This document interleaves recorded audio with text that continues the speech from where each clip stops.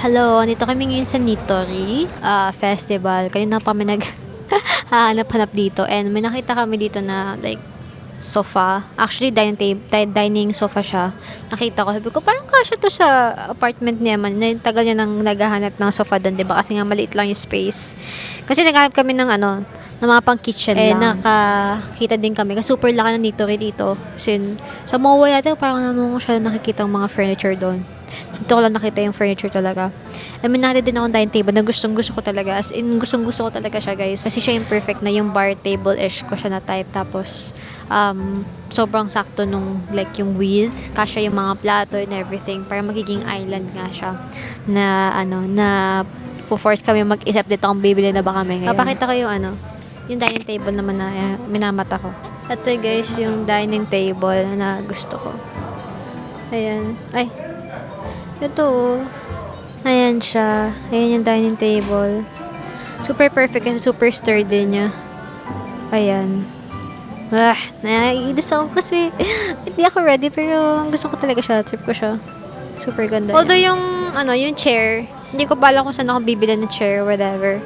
Wait, mali pala. Tapos kabila na lang. Ayan kasi gusto ko talaga siya para magiging siyang kitchen island sa kitchen natin. Para perfect lang siya for like space saver. Diba yan, hindi siya super wide na parang usual dining table. Mama, anong gagawin ko? Bibilin ko na ba to? Like, naiinis na ako. Oh my gosh. Gusto ko siyang pilin. Bibilin ko na ba? Bibilin ko na ba? Bibilin ko na ba?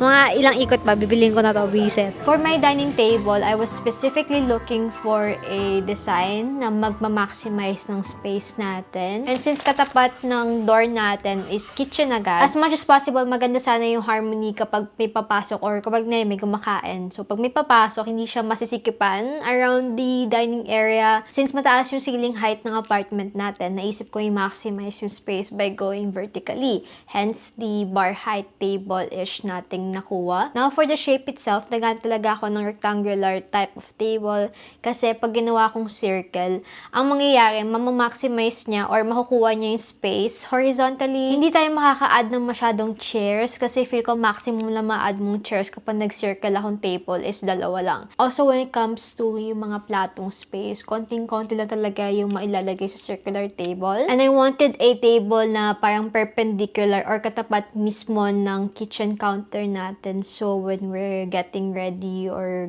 yung nag-bake ka, naghugas ka ng pinggan, meron kang patungan sa likod mo. So, it's easier to maximize the space that you have kasi maliit lang yung kitchen counter natin. Kaya, naging conclusion ko is a skinny rectangular bar height. Tumitingin na lang kami ngayon ng remaining na kailangan namin. Which, mostly actually, pumunta kami sa dito para kumuha sa kitchen na area. Napabudol lang kami kasi may furniture area sila dito. So, ayan. Yung mga lang, random dito na pwedeng bilhin, ganyan. Maliit na. Ano to? Table rice? Yan ba yun? Okay. Wala siyang example. Ay, ito. Ano purpose na ito? Baka lock yan. Hindi po namin alam mo nangyayari ngayon, kababayan.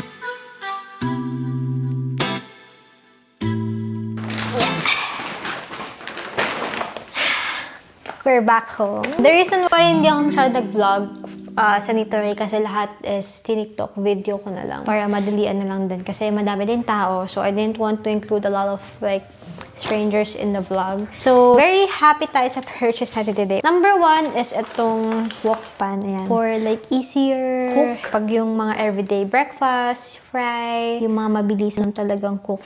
Ito, trinay ko na tong wok pan na to. Pang pang CR kasi bawal ang drill dito sa apartment. Oh my gosh, ito pala! Umili ako nito parang curtain-ish. Natatandaan ko sa kanya sa Japan, yung pag sa mga ramen shop. Doon sa mini window ko, like, lagi kasi siyang naaarawan as of now. Kasi wala siyang any curtain. So, bumili ako ng maliit, super liit na curtain rod. Super liit, diba? Kasi pang mini, talaga to, mini windows. And then, bumili din ako netong toilet. Tapos, meron siyang ganito. Super nice niya kasi medyo kasing color niya yung CR natin. Parang grayish, beige, ganyan. Bumili na din ako ng pangkusko, stainless brush para kumintab. Ako bumili nito ng suction na sabon for my CR. Ito naman, binili namin for his apartment kasi napapansin namin super cluttered yung kanyang kitchen counter. And ito yung mga binili namin, sausawan. Ayan. Bumili din ako ng ito na naman ako with acacia or wood trays. Ayan, bumili ako ng mug. This is our very first mug here in our apartment. This is Mino ceramic ware. So, yung pinili namin na furniture is rating pa daw sa 29. So, wala pa kaming masyado ganap today kundi ito. So, ilalagay ko na itong mga binili ko for today para clean slate na tayo for tomorrow. Ito yung sinasabi ko na sa window, small window. Like, in comparison dito sa big window ko, diba? Super laki. So, kailangan ko i-cover to since nakaka-bother din siya kapag ako'y natutulog. Nagkakaroon din ng sunlight here. Again, I'll be using this too. Itong maliit na to. Super liit na curtain rod. And then, yung parang Japanese style na curtain. So, sana mag-fit siya. Sana mag-work siya for today. Yan. OMG! Uy, ang cute niya. Ay, haba. Pero ang cute niya. Ooh! Ihati siya sa gitna talaga pala. Hala, ang cute! Ang cute! Tignan mo! Ang galing, ang cute! Parang siyang Japanese talaga. Sige, try natin kung mag-work dito sa small window natin. Ayan, ayan yung kasha. Ayan. Natin.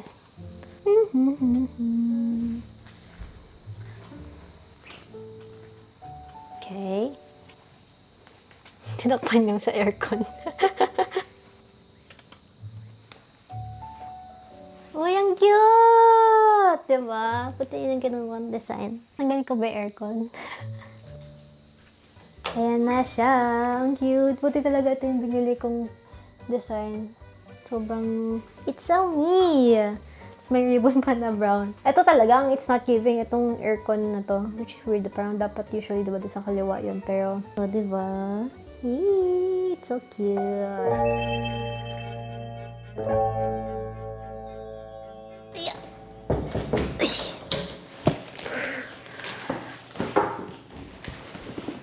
Eee. Today, our table finally arrived. Itong dining table natin. As you can see dito sa kanan ko, meron akong isang table. Dapat ito yung originally table ko talaga. Kaso kasi, kinancel ko siya. Nung kinancel ko siya to see other table, dining table. Kasi nga, hindi ako masyadong sure kung ito na ba talaga yung gusto kong table. Kasi nakalagay is pre-order siya. Tapos ang arrival niya, September pa na 15. September 15 to September 20 daw. Besh, nung kinancel ko, bigla siyang nag-ship out. And hindi ko na siya na-cancel. Kasi wala na akong choice kundi ano. Tapos sumating siya, binuo ko kung may paggagamitan ba ako dito. But it's too like long for it to be inside like anything. So inisip ko kung lalagay ko ba siya sa CR or what. Like bahala na si Batman. No? Dumating na pala yung chair. I bought this from Shopee. Hindi ko na pinusyon nito rin na na kasama na yung table niya. Kasi sobrang mahal. Like 3K per chair or 6K, 5K yung range. Hindi mo practical na ganun kamahal naman yung chair. I mean, di ba, parang okay na akong mag-invest sa table mismo kasi kailangan sturdy. Pero sa chair, parang like, OA yung ganung presyo. Bumili ako sa Shopee, so let's see if it's actually good. Not really sure pa kung paano yung proseso ng paggawa nitong lahat. Pero, ilalabas ko na sila, isa-isahin ko sa lalabas. If I ever need help, I'm just gonna call for help. Start muna tayo sa dining table ko.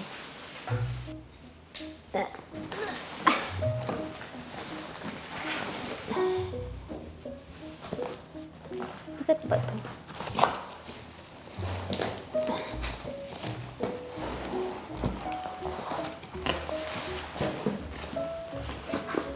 Todo na to! Yeah! Oh, shit. Oh, ito pa. Box lang.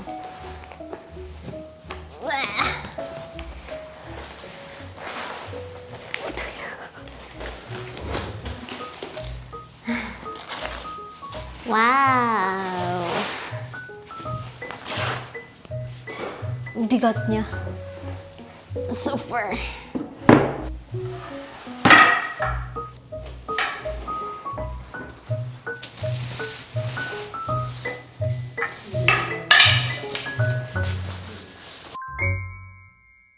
The thing with the Knittery furniture, it's pretty easy to follow kasi may mga letters kada parts.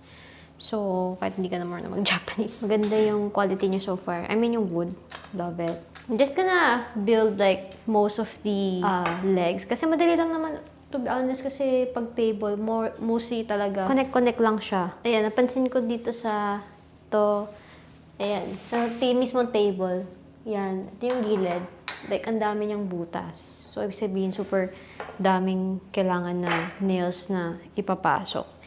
And maybe this might get like tedious and repetitive lang. So, baka mag-ano na tayo. Escape to the gawa na siyang part. Blah, blah, blah, blah. It's the moment of truth. Uy, kayang-kaya.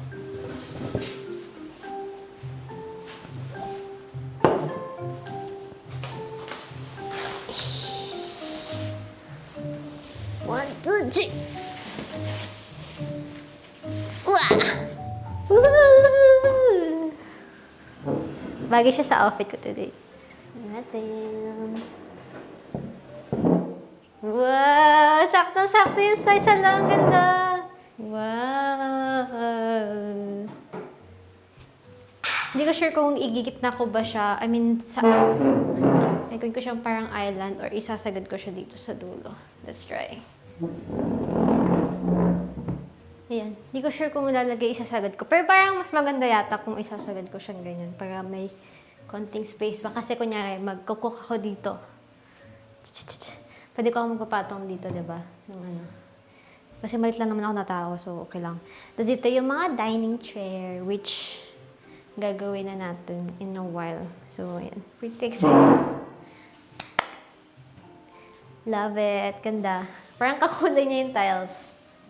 So, yung dining chair naman yung, yung dining bar chair naman yung gagawin natin for this. Ito na.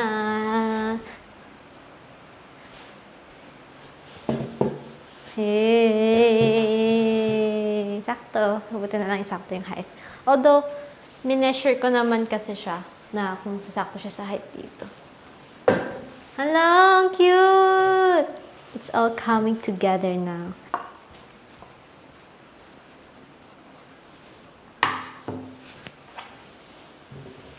Try nga natin. Ooh! And then I'm gonna sip my coffee. Ay, hindi pa ako nagka-coffee. I'm gonna sip my tea. Pag may nagluluto dito sa harapan or ako nagluluto or si Emily or any friends coming over, dito lang sila. Diba? Chikahan kayo dito. Yay! And then the other side, chop chop, sabay entertain. Chop chop, sabay entertain. Yay! So, really nice. Ito talaga, yung table na to, really sturdy siya. Kasi pag table na sturdy yan. Saka yung perfect size siya, perfect length, and then perfect color. Kasi ngayon nabili ko sa Shopee. Masyado siyang narrow, tapos masyado mahaba, ganyan. So, wala akong makitang perfect. Basta, nakita ko talaga to kahit di ko sinusukat. Hindi ko kasyang-kasya. Ito yung pinaka gusto kong size. So, binili ko na lang siya. Yan, very happy. And then with the chair, yan, sa Shopee lang siya. Okay naman siya. Para siguro magiging problema na is too small. Pero okay lang kasi ano lang to eh. 1, 2, dalawa na sila. So parang pumapatok na almost 700 lang or something. 1, 2 ba or 1, 5 ko nabili tong dalawang to. So, di ba? Okay na din. King! Thank you.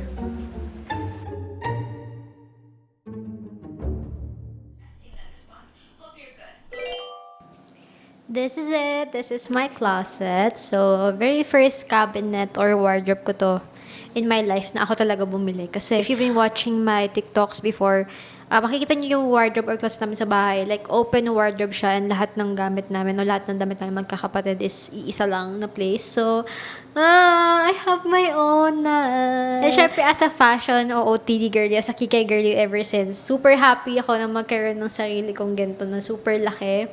And wala na, hindi na ako makikipaglabanan sa nasan ba ang aking ganito, asan ba yung aking ganyan. So this is Box Vara. This is from IKEA. Kung napanood nyo din yung previous apartment vlog ni Emily, we have the same cabin kasi nga ako pumili ng color din nun and everything. So, since yun naman, alam nyo naman ang aking peg, ayan, sumama naman ng ating peg sa kanya. Kaya, ito na lang din yung binili ko since ito naman talaga yung gusto kong color. So, we have like this big closet. Papakita ko sa inyo para makita nyo. Ayan, kaya siya gustong-gusto ko siya kasi meron siyang space here. Kasi yung Brim Nest, isa pang cheap version na wardrobe sa IKEA, wala siyang gantong space. Like, mas mahal siya for some reason, pero mas mali siya. Like, ito is 6,900. Tapos, yung Brimness is around 7,800. So, mas mahal siya ng mga 2K to 1,800 ganyan. Pero hindi ko alam kung bakit mas mahal siya. Siguro kasi sa material. Pero mas ano kasi sa akin yung space. Since dami ko nga damit, kailangan ko pa ng madami space. So, ang ginagawa is, dito, usually, bahala ka sa buhay mo kung mga bags mo or whatever. Or yung mga plano ko kasi, like, bibili ako ng mga organizers dito para yung mga pants ko or whatever. Pero as much as possible, gusto ko kasi ihang lahat. Pero since limited yung space, ang magiging mangyayari siguro yung mga dresses ko, yung mga flowy skirts is nakahanger. Tapos yung mga pants, denim pants and everything, office pants, ganyan. And then dito, iniisip ko, ito din yung gusto ko sa kanya. Meron siyang space here. And meron siyang space dito na parang hollow na mataas. So, pwede ko siyang, na hindi ko naman palagi nagamit, pwede din naman dito or vice versa. Like, dito siya sa taas, tapos sa baba yung mga pants para madali ko siyang kunin. Since yung mga out of reach ko usually, dahil maliit nga ako, I'm 4'11". Tatatas na lang natin. Itong drawers, ayan siya. So, typical undie socks, panyo. Although, hindi pa nang papanyo. Pero, yan, mga undie socks, etc. Dito siya.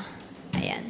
Very happy with Buxbara kasi very worth yung price. Saka pasok na pasok siya sa budget ko without like, you know, masama ang loob ko sa storage. Kasi usually yung mga reality ngayon na mga high quality na itsura na ganito and yung magugustuhan mo yung design, mahal na po siya, no? Tapos parang wala pa masyadong space or storage. So, very happy ako kay Buxbara. Kasama ng mga IKEA delivery ko is ito. So, bumili na din ako ng mga shenanigans kuno. Yan. Closet organizer or organizer in general. Hindi naman siya specifically for closet. Pero, binili ko na siya. Kasi ito yung binili ko before kay Emily. And natuwa ako sa kanya since bagay na bagay din naman siya doon sa closet na binili natin sa Buxbara. And mas pinili ko tong darker shade since ayoko na masyadong contrast. Gusto ko nag-blend in dun sa closet. Kaya ang ginawa ko is dark shade.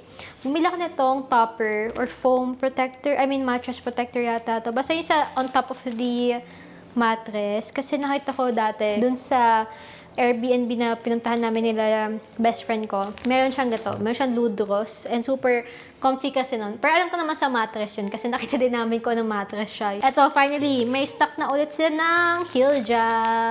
Ayan. Ito yung favorite kong curtain ngayon. Bumili na akong dalawa kasi isa sa living room ko and then isa sa bedroom natin. Pero kung may budget ako, bibiliin ko talaga is 4. Since gusto ko doble-doble. Para magkaroon siya ng, alam mo yun, beaming effect talaga. Saka yung gusto ko yung may ganun, yung may wave. Pero sa kana, mas ang priority ko ngayon is lagyan na ng curtain yung mga windows natin. Kasi I feel so vulnerable, I feel so exposed sa labas. Kaya, yun, yung priority natin. So, yun naman, ang chika for today. Kukunin na namin yung mattress dun sa kotse.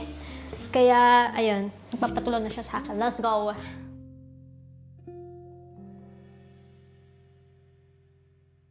Okay, ito na yung dread ko, which is organizing my clothes kasi na tayo, freshen up, wash up na tayo kasi ayoko siyang i-handle ng madumi pa.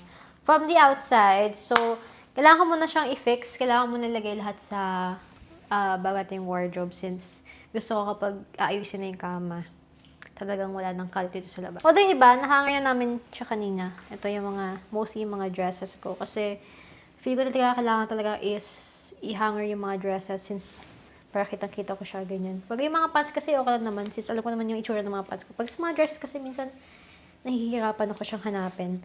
Kapag sa bahay, so ayan, sabi ko talaga pa nagkaroon ng sariling wardrobe, lahat ng dresses ko nakahanger. Kaso nga lang, ang hanger ko is lang, parang 18 to 20 pieces lang. So, kailangan ko pa bumalik sa IKEA. Hindi pala kasha. Actually, dapat yung isang set kay Emily Tapos yung isang set sa akin, hindi pala kasya yun. Kaya, eto. Buti na nalagay ko na to. Ito yung mga kailangan ko ng i-hanger. Let's go!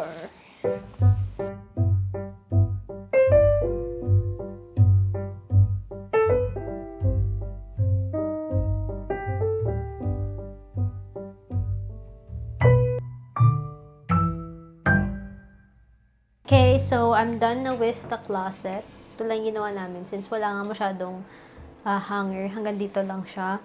And then sa taas yung mga hindi ko masyadong ginagamit na sweaters and cardigans. And then itong baba. Saan ba? Ayan. Mga ano to, t-shirt, sando, shorts and skirts, short skirts. And then here yung mga pants ko, denim pants, and then dresses and skirts na hindi ko pa masasampay kasi walang hanger. First drawer is pambahay, yung top and then yung bottom. Then yung dito, organizer din, which is yung ginamit ko, is yung Scoot. Scoot ba? Basta yun, binili ko before sa kanya yan. Maganda siya. And sa baba yung mga intimate wear, mga undies natin. So,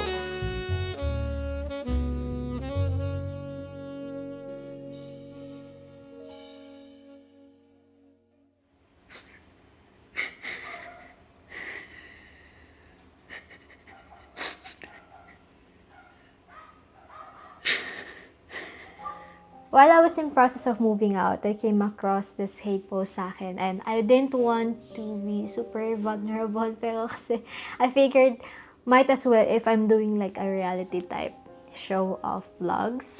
The following clips na papakita ko sa inyo is talaga yung raw reaction ko about it. And I didn't want it to be like super crybaby ako kasi I don't want to showcase na parang mahina ako or what. But at the same time, I think ito yung sa mga pinaka-first na makita nyo talaga na super mahina ako kasi around this time, ang dami kong pinagdadaanan with the process of moving out. And not because stressful yung moving out and such, but due to like personal life lang, like yung mga private, very private, I mean yan. Alam mo yung parang sumabay pa, parang sumabay pa yung like career or like yung perception sa'yo ng ibang tao. And I guess it's one of those things na parang gusto kong iparating na when you're living alone or when you moved out, you will feel alone and not necessarily because like nagkukulang yung mga tao sa paligid ko or they intentionally made it like ma-feel ko na wala akong kasama sa buhay, ganyan. But it's just like, may mga times talaga na hindi mo maiiwasan na feel mo wala kang kakampi. Kasi now that you've moved out, parang ang hirap. Alam mo yun, yung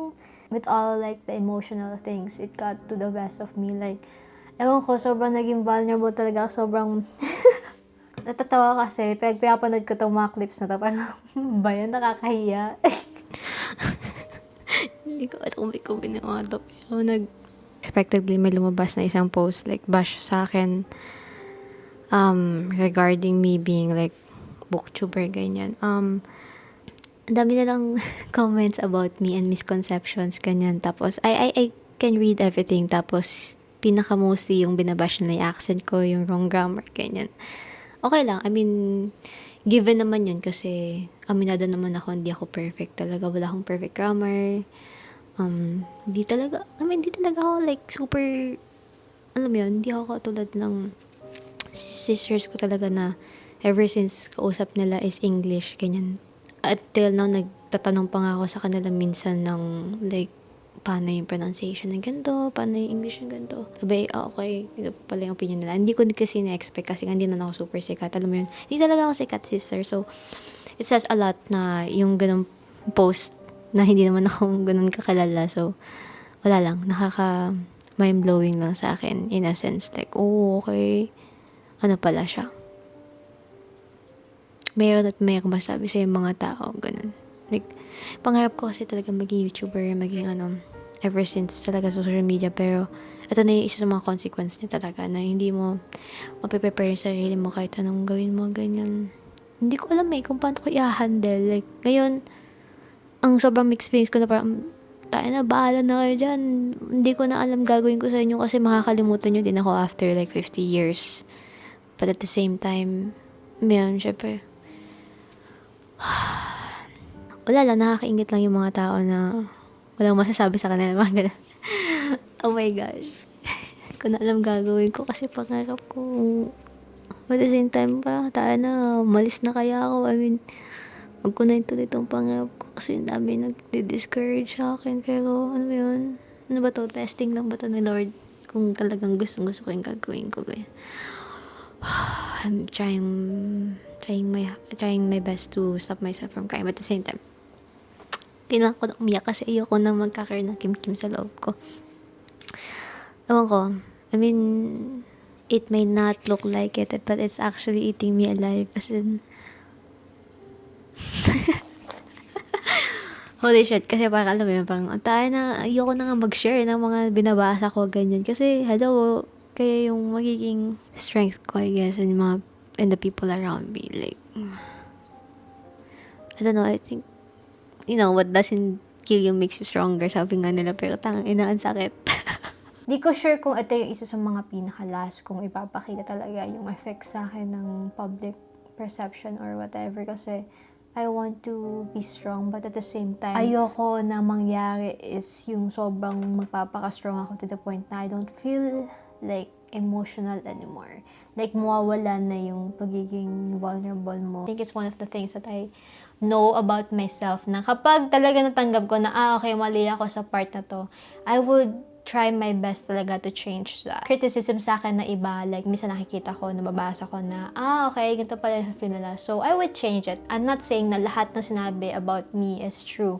I'm saying the criticisms, and I'm not saying about the hate posts, kasi yung hate posts, I don't know why, hindi ko alam kung bakit ginawa nila yun for no reason, na parang mang-hate lang sa akin, I guess. Ito din yung natutuwa ko sa YouTube right now. I've always been a YouTube girly. Like, I've always wanted to do long-form contents. Ewan ko, dito lang talaga ako nagiging, alam niyo yung ganito talaga yung kung ano ko. Sobrang battle of, yung sakit. It's just like, I can never be good enough. Yun, yung parang, ang OA ko, nagbibideo pa ako habang umiiyak. Sabihin na naman ng credit, tayo na, pretentious mo, umiiyak ka pa dyan habang nakakamera, nakaset up ka pa dyan. Tangina, wala lang ginawang tama, no? Ano kaya na i-handle ng mga ng mga tao nun? Talagang kailangan pusong buto ka, ganyan. Ay.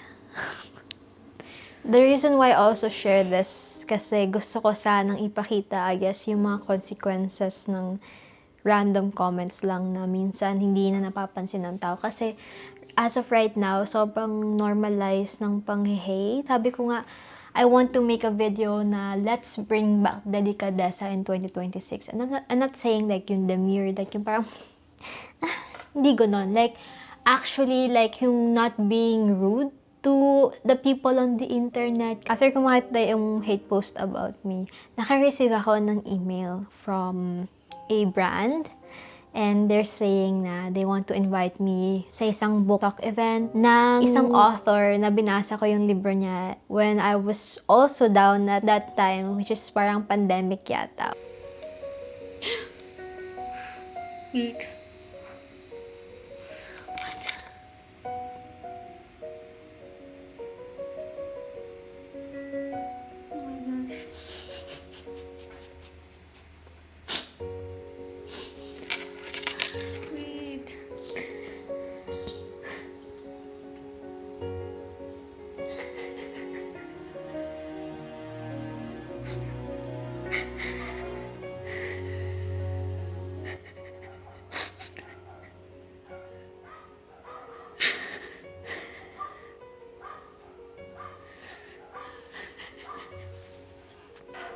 Lang, seryoso ba?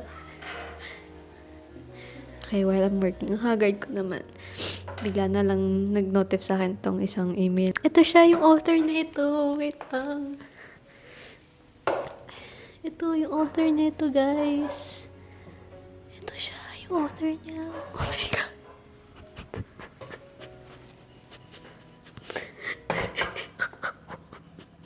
Ang pangay ko umiyak, pero sobrang nag-breakdown na lang ako kasi parang na-realize ko na, so yung mga ginagawa ko pala minsan, may nagagawa din palang tama. Like, may nakaka-recognize palang, hindi lang pala yung mga ayaw lang sa akin, hindi lang pala yung nag-doubt sa akin, ganyan, hindi lang pala yung sinasabihan ako ng mga gantong bagay. Like, mayroon din palang nakaka-appreciate, diba? Author siya dito, which is one of my favorite Korean books. I mean, from Korean authors. Wait lang. Nakakainis. Nakakainis ang iyak eh. Nakakainis. Diba? Kakabasa ko lang na. Ninabash yung pag-read ko, yung grammar ko, yung English ko, yung accent ko. Na hindi daw ako nagbabasa talaga. Pretentious daw ako, ganyan. Like, all of this stuff na hindi ko maintindihan kasi na-hit lang sa akin bigla na, wait, ano pala? May nakakapansin din pala na magaganda na. OA. The OA!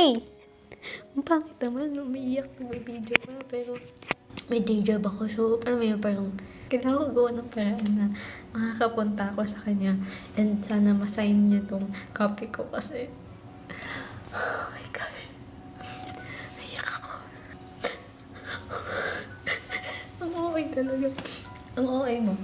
Well, you saw a vulnerable side of me and I've just posted this kasi I just want to showcase na while in the process of moving out, wala kayong choice talaga. May mga times talaga na makaka-cross kayo na testingin talaga kayo ng universe. If you really want something, you have to work for it eh. Kasi wala talagang straight na daan, alam mo yun. Talagang minsan may mga naisip ko talaga na yung mga gatong hurdles, talagang feel ko, testing lang ako ni Lord kung yung path ko, gusto ko ba talaga? I've noticed na ganda naman talaga yung buhay.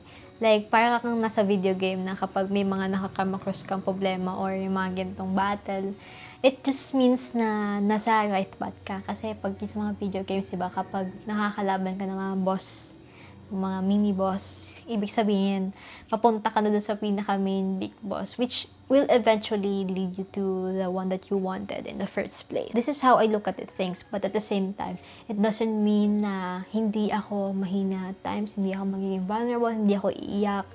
I am allowed to feel, I'm allowed to cry, I'm allowed to feel like all the negative things, but at the same time, recognizing na there's hope on the other side. Yeah, I think it's one of the first hard struggles talaga ever since I moved out. And I don't want you to feel alone if ever na mag-move out din kayo. It's normal.